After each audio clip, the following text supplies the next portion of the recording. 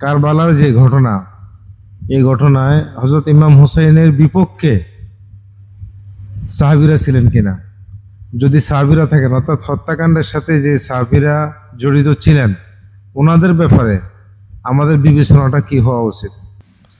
আলহামদুলিল্লাহ, সালাতু সালামু আলা রাসূলিল্লাহ, আম্মা বাদ। হযরত হুসাইনের হত্যাকাণ্ডের পক্ষে, মানে ওনাকে হত্যা করা হোক, এই প্রসঙ্গে কোনো সাহাবী আছেন বলে আমাদের জানা নেই। এইরকম কোনো ঐতিহাসিক তথ্য আমাদের হাতে নাই। এটা হইতে পারে কোনো সাহাবী রাদিয়াল্লাহু তাআলা আনহু চুপ ছিলেন, অথবা এই হত্যাকাণ্ডকে ঠেকানোর জন্য চেষ্টা করেন নাই। কিন্তু হত্যাকাণ্ড হোক, ওনাকে হত্যা করা হোক, এই প্রসঙ্গে কোনো সাহাবী সমর্থন দিয়েছেন বা বিবৃতি দিয়েছেন বা সহযোগিতা করেছেন, এরকম কোনো তথ্য আমাদের জানা নেই। তবে হযরত হুসাইন রাদিয়াল্লাহু তাআলা যখন মক্কা ছেড়ে আসতেছিলেন, মক্কা থেকে মদিনা হয়ে তিনি কিন্তু এসেছেন, তো মক্কায় অবস্থিত সকল সাহাবী হযরতে হুসাইন রাদিয়াল্লাহু তাআলাকে নিষেধ করেছিলেন। বিশেষ করে আব্দুল্লাহ ইবনে আব্বাস রাদিয়াল্লাহু তাআলা, আব্দুল্লাহ ইবনে ওমর, তারপরে আরো বড় বড় সাহাবী যারা ছিলেন, সাঈদ ইবনুল মুসাইয়িবের মতো বড় তাবী, তারা সবাই বলছিলেন যে আপনি দয়া করে কুফায় যাবেন না, কুফার মানুষ কিন্তু ওয়াদা রক্ষা করে না। একটা বিখ্যাত প্রবাদও আছে, আল কুফি লা ইউয়াফি, কুফার মানুষ কখনো কথা রাখে না। এবং ঘটনা সেটাই ঘটেছিল। কিছু মানুষের অতিরঞ্জন দাওয়াতের কারণে, যে এখানে আপনার পায় এরা তিনজন ডেপুটেশন গিয়েছিল হযরত হুসাইনের কাছে, আপনারা জানেন। তিনজন ডেপুটেশনের মধ্যে তারা 53 থেকে 54টা চিঠি নিয়ে গেছে, যেখানে তারা বলেছে যে কুফায় আপনি আসেন, যান যাক, জীবন যাক, অর্থ যাক, টাকা যাক, আমরা আপনার সাথে আছি। কিন্তু মূলত তারা তখন কেউ একটি কথা বলে নাই। আসলে এটি হলো আমাদের পতনের কারণ যুগে যুগে। এই যে আমাদের দেশে মির্জাফরের কারণে, সৃষ্টির কারণে সিরাজউদ্দৌলা নিহত হলো, সেই সময় যখন সিরাজউদ্দৌলাকে শুধু বেঁধে নিয়ে যায়, রাস্তার চারপাশে হাজার হাজার মানুষ তামাশা দেখেছে। এখন সেখানে যে কর্নেল ছিল, সেই মানে ইংরেজ কর্নেল, সে পরে মন্তব্য করেছিল যে এই মানুষগুলো যদি শুধু আমাদেরকে থুতু দিত তাহলে আমরা সেদিন ভেসে যেতাম। আমরা সিরাজউদ্দৌলাকে জেলে আনা থাক দূরের কথা, আমরা যে সংখ্যায় ছিলাম, খালি লোকগুলো থুতু মারলেও আমরা ওই দিন ভেসে যাইতাম। আসলে বাস্তবতা হলো সেই, হযরত হুসাইন রাদিয়াল্লাহু তাআলা সেখানে পৌঁছে গেলেন। কুফার মানুষ তো লক্ষ লক্ষ মানুষ ছিল, সেখানে তো কেউ মরে যায় নাই।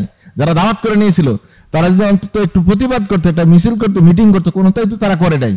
তার মানে হলো তাকে রক্ষা করার কোনো ব্যবস্থা নেয় নাই। কিন্তু আমরা সেখানে দেখি না কোনো রেওয়ায়েতে, আমার জানা নাই যে কোনো সাহাবী এই কাজের জন্য সহযোগিতা করেছেন বা বলে গেছেন। আর হযরত মুআবিয়া রাদিয়াল্লাহু তাআলা আনহুর ছেলে ছিলেন ইয়াজিদ, এই জন্য মুআবিয়া রাদিয়াল্লাহু তাআলা তাকে ক্ষমতায় বসিয়ে গিয়েছেন। এছাড়া হযরত মুআবিয়া রাদিয়াল্লাহু তাআলা আনহু হোসেন রাদিয়াল্লাহু তাআলাকে হত্যা করার কথা বলেছেন এমন কোনো বিবরণ আমাদের কাছে নাই। যদি কেউ বলে থাকে সেটা বাড়িয়ে বলা এবং হযরত মুআবিয়া রাদিয়াল্লাহু তাআলা আনহুর সম্মানকে ক্ষুণ্ণ করারই ইচ্ছায় বলা হয়েছে। এটা থেকে আমরা বিরত থাকি, আমরা এই ধরনের কথা না বলি, কারণ মুআবিয়া রাদিয়াল্লাহু তাআলার মর্যাদা অনেক বেশি। এক নম্বর হলেন রাসূলুল্লাহ সাল্লাল্লাহু আলাইহি ওয়াসাল্লামের সাহাবী, দ্বিতীয়ত রাসূল সাল্লাল্লাহু আলাইহি ওয়াসাল্লামের স্ত্রী উম্মে হাবিবা রাদিয়াল্লাহু তাআলা আনহার ভাই ছিলেন এবং রাসূল সাল্লাল্লাহু আলাইহি ওয়াসাল্লামের কাতিবিনে ওহীদের মধ্যে একজন ছিলেন। হযরত ওমর ইবনে খাত্তাব রাদিয়াল্লাহু তাআলা আনহু যাকে সিরিয়ার গভর্নর হিসেবে বাছাই করেছিলেন, এরপর আপনার ইউরোপে ইসলাম প্রচার এবং উত্তর পূর্ব অংশে যে বারবার হামলাগুলো চালানো হয়েছে, একজন দক্ষ তিনি প্রশাসক ছিলেন এবং কূটনীতিবিদ ছিলেন, তার গুণের কোনো শেষ নাই। সুতরাং তাকে নিয়ে এইরকম অযাচিত মন্তব্য করা থেকে আমরা বিরত থেকে আল্লাহ তাআলা আমাদেরকে তৌফিক দান করুক, আমিন। জি, আবু নাঈম আশরাফ ভাই। তো অনেক সাহাবারাই হুসাইনের বড় বড় সাহাবারাও এই ক্ষমতার বিরুদ্ধে কিছু বলে নাই, কিন্তু হুসাইন রাদিয়াল্লাহু আনহু ব্যক্তিগত কেন তার বিরুদ্ধে করলেন এবং কেন উনি তার খাজা বয়াত নিলেন না? তাহলে আমরা কি হুসাইন তো এই দুইজনকে আমরা কি ভালো বলবো? যে কোনো একজন তো হয়তো ন্যায়ের পক্ষে আছে, এখন হয়তো অন্যায়ের পক্ষে আছে। এই বিষয়টা আপনি একটু ক্লিয়ার করবেন। আলহামদুলিল্লাহ, সালাতু সালামু আলা রাসূলিল্লাহ, আম্মা বাদ। হুসাইন রাদিয়াল্লাহু তাআলা আনহু হকের উপরে আছেন না মুআবিয়া রাদিয়াল্লাহু তাআলা আনহু হকের উপরে আছেন, এটা বিতর্ক। আমি ইয়াজিদের কথা বলি না, কারণ ইয়াজিদের এখানে কোনো পার্ট নাই। ইয়াজিদ ক্ষমতায় এসেছেন এই মূলত হযরত মুআবিয়া রাদিয়াল্লাহু তাআলা আনহুর নির্দেশে বা তার মনোনয়নে। উনি ক্ষমতায় বসে গেছে, কিন্তু তার ক্ষমতায় বসার সূত্র হলেন হযরতে মুআবিয়া রাদিয়াল্লাহু তাআলা আনহু। এটা আমি আগেও ক্লিয়ার করেছি, আমি সাহাবীদের ব্যাপারে কোনো কথা বলতে চাই না। এবং হযরত ওমর ইবনে আব্দুল আজিজ রাহিমাহুল্লাহ তিনি যে নীতির উপর ছিলেন আমি সেই নীতির উপর আছি। তিনি বলতেন যে আমি কারো সমালোচনা করে নিজের আখিরাতকে বরবাদ করতে চাই না। এখন আমরা যতই সমালোচনা করি হযরতে মুআবিয়া রাদিয়াল্লাহু তাআলা আনহু ইয়াজিদকে আর আমরা ক্ষমতা থেকে নামাইতে পারবো না, আর নামানোর কোনো সুযোগ নেই। ওই যুগ চলে গেছে 1400 বছর আগে। এই বিতর্কতা আমরা তৈরি না করি। এখন হযরতে হোসেন রাদিয়াল্লাহু তাআলা কেন মানলেন না সেটার কারণ একদম স্পষ্ট। যেহেতু কথাই ছিল, চুক্তি ছিল, ওনার পরে হযরতে মুআবিয়ার পরে কে হবেন? হোসেন রাদিয়াল্লাহু তাআলা হবেন বা আলী রাদিয়াল্লাহু তাআলা বংশধরে কেউ হবেন, সেটা চুক্তির বিরুদ্ধে গেছে। এজন্য হোসেন রাদিয়াল্লাহু তাআলা আনহুর একটু মন খারাপ করা বা এটা না মানা একদম স্বাভাবিক। অন্য সাহাবীরা হয়তো মেনে নিয়েছেন, আর তিনি যেহেতু চুক্তির বিপরীত কাজ করেছেন এই জন্য হয়তো তিনি এটা মেনে নেননি। দ্বিতীয়ত আপনারা জানেন যে সে সময়ে তিনি মদিনায় ছিলেন, আর মদিনার গভর্নর তার সাথে খুব অসদাচরণ করেছে, খারাপ ব্যবহার করেছে। এই খারাপ ব্যবহারটাও ধীরে ধীরে হযরতে হোসেন রাদিয়াল্লাহু তাআলাকে বিদ্রোহী হতে বাধ্য করেছে। আপনি দেখবেন কোনো একটা জুলুমের কারণে কিন্তু মানুষ অনেকটা আরেকজনের জানা সামান্য ছিল, ধরেন সামান্য বিরোধিতা করেছিল প্রাথমিক, কিন্তু এরপরে যখন অত্যাচারটা মাত্রা বেড়ে গিয়েছে তখন এটা আরো ধীরে ধীরে গাঢ় হয়ে গিয়েছে। তিনি এক পর্যায়ে পুরাই বিদ্রোহ করেছেন। মূল ঘটনা কিন্তু ওখানে, শুধু যে হযরতে মুআবিয়া রাদিয়াল্লাহু তাআলা আনহুর একটা সিদ্ধান্তের কারণেই ঘটনাটা ঘটেছে এরকম না, পরবর্তীতে কিছু অতি উৎসাহী মানুষের কারণে ঘটনা ঘটেছে। ধরেন যে বর্ণনা পাওয়া যায় সেই বর্ণনা আমরা এটা সরাসরি কোনো মানে রেওয়ায়াত আমাদের হাতে নেই যে ইয়াজিদ হযরতে হোসাইনকে হত্যা করতে বলেছে, বরং এই অতি উৎসাহী কাজটা করেছে ওবায়দুল্লাহ ইবনে জিয়াদ। কিন্তু সম্পূর্ণ দায়ভার চলে গেছে ইয়াজিদের কাছে, এবং ইয়াজিদের কিছু দোষ ছিল না আমি সেটা বলছি না, কিন্তু মূল দায়ভারটা চাপিয়ে দিয়েছে ওবায়দুল্লাহ ইবনে জিয়াদ অতি উৎসাহী লোকেরা। এই অতি উৎসাহী লোকেরা কিন্তু সব জায়গায় একটা বড় সমস্যা।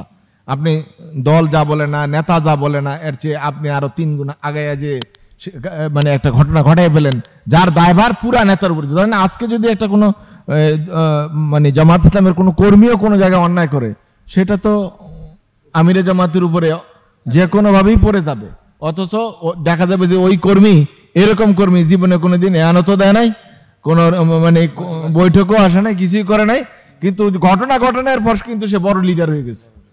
কারণ এটা জামাতকে কি করে দিতে হবে? কালার করে দিতে হবে। এই ঘটনা কি মনে করছেন এখনকার কাহিনী? এগুলো হাজার হাজার বছর ধরে এটা সুন্নতে রেওয়ায়াত চলে আসছে। সুতরাং আমরা কাউকে দোষ দিয়ে নিজে ভালো বা এটা আমরা চেষ্টা না করি।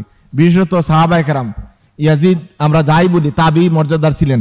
সুতরাং কথা বলার ক্ষেত্রে সতর্ক, কারোর উপর দায়ভার চাপিয়ে দিয়ে দেওয়া থেকে আমরা বিরত থেকে আল্লাহ তাআলা আমাদেরকে তৌফিক দান করুক। যারা একবার প্রশ্ন আরেকটা প্রশ্ন ছিল যে সম্প্রতির সময় আমরা আগ থেকে দেখতেছি যে বাংলাদেশে যে কট্টর আছে তারা নিজেকে হুসাইনি মুসলিম হিসেবে পরিচয় দেয়, আদিও কি নিজেকে হুসাইনি মুসলিম হিসেবে পরিচয় দেওয়ার সুযোগ আছে কি? আলহামদুলিল্লাহ, সালাতু সালাম আলা রাসূলিল্লাহ, আম্মা বাদ। আমি বেশ কয়েকবারই কথাটি স্পষ্ট করেছি যে আহলুস সুন্নাহ ওয়াল জামাতের যেই আকীদা, এই আকীদা পোষণ করার লোক হাতে গোনা একেবারেই মুষ্টিমেয় মানুষ।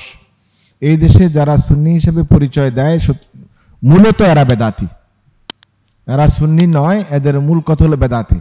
আপনি যেটার বিরোধিতা করে ওইটার নাম দিয়ে মূলত প্রচার পাওয়ার চেষ্টা করে। যেমন আপনারা দেখবেন এই দেশে কাদিয়ানিরা আছে, কাদিয়ানিরা তাদের নাম কাদিয়ানি লেখে না। আপনি বক্সিবাজারে হেড অফিসে গেলে দেখবেন সেখানে কি লেখা আছে?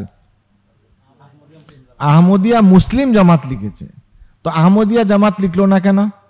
তার মানে ওরা যে মুসলমান নয় লোকেরা বলে, এই জন্য মুসলিম শব্দটা লিখেছে। যারা এই হুসাইনি আকীদার কথা বলে বা এই ধরনের শিয়া আকীদা পোষণ করে নিজেদেরকে সুন্নি সাবেত করতে চায়, তারা যেহেতু সুন্নত থেকে খারেজ হয়ে যাচ্ছে, সুতরাং তাড়াতাড়ি নামের উপর একটা সুন্নি শব্দ লাগিয়ে দিয়েছে। মানে এটা এই কথা নিশ্চিত হওয়ার জন্য, যদিও আমরা শিয়াদের আকীদা পোষণ করি, আমরা কিন্তু আসলে শিয়া না, আমরা সুন্নি। মূলত এই সমস্ত আকীদা শিয়াদের আকীদা, রাওয়াফিজদের আকীদা। আপনারা দেখবেন আহলে সুন্নাহ ওয়াল জামাত তো এই ইন্ডিয়াতেই শুধু শুরু হয় নাই। ইমাম আহমদ বিন হাম্বল রাহিমাহুল্লাহ তিনি ছিলেন আহলে সুন্নাহ, তো ইমাম ও আহলি সুন্নাহ, তার উপাধি হলো ইমাম ও আহলি সুন্নাহ, আহমদ বিন হাম্বল রাহিমাহুল্লাহ। তো তার আকীদার মধ্যে তো এগুলি নাই, যেগুলো এখন বর্তমানে সুন্নি নামে কিছু বেদাতি লোক চালু করেছে। তো এই আকীদা পোষণ করার পর কেউ রাওয়াফেজ হয়ে যেতে পারে, মানে কট্টর শিয়াপন্থী। আর এই কট্টর শিয়াপন্থী হয়ে যাওয়া মানে হলো আহলে সুন্নাহ ওয়াল জামাতের আকীদা থেকে চলে যাওয়া। আল্লাহ তাআলা আমাদেরকে বুঝার তৌফিক দান করুক।